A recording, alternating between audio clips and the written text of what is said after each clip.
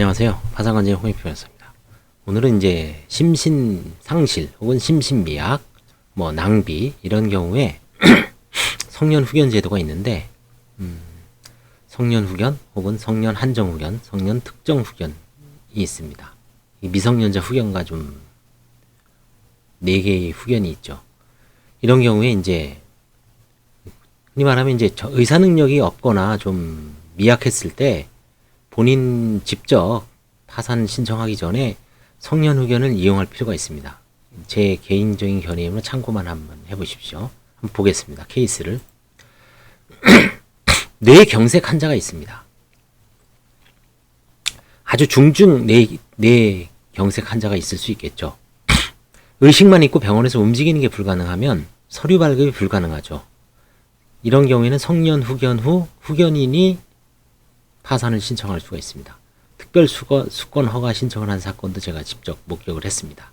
그래서 의식만 있고 병원에서 움직이는 게 거의 중환자실이나 아니면 일반 병실에서 움직이는 게 불가능한 경우, 아니면 움직임이 가능해도 의식만 있고 의사 표현을 전혀 못하는 경우가 있죠. 이런 경우에는 성년 후견 신청을 하는 게 맞다고 봅니다. 두 번째, 의식은 있는데 휠체어로 움직이는 것이 가능한 환자가 있습니다. 이런 경우에는 가족이 동반하여 서류 발급이 가능하므로 성년 후견까지는 이용할 필요는 없을 수도 있습니다. 그렇죠? 이런 경우도 좀 있었죠. 그동안 제가 한 케이스 중에. 세 번째, 의식이 있으나 기억 상실에 걸려 과거의 역사적 사실에 대한 진술이 불가능한 경우가 있습니다. 이런 경우에는 애매합니다. 해도 되고 안 해도 된다. 좀 어중간하게 써놨는데 원칙은 하는 게 좋을 수도 있죠. 그렇지만 필요에 따라서는 안 해도 무방한 경우가 있습니다. 좀 애매하지만 의식은 있는데 이제 기억 상실에 걸렸던 특정 시점에 대해서부터 기억을 잘 못하는 경우가 있더라고요. 이런 경우도 있습니다. 그 다음에 이제 낭비자. 그 다음에 이제 심신미약은 약간 이제 흔히 말하면 우리가 약간 의사 능력이 서툰 사람이죠. 지능이 좀 낮거나, 옛날에 이제 농화자도 있었지만 요즘은 그런 표현 안 쓰죠.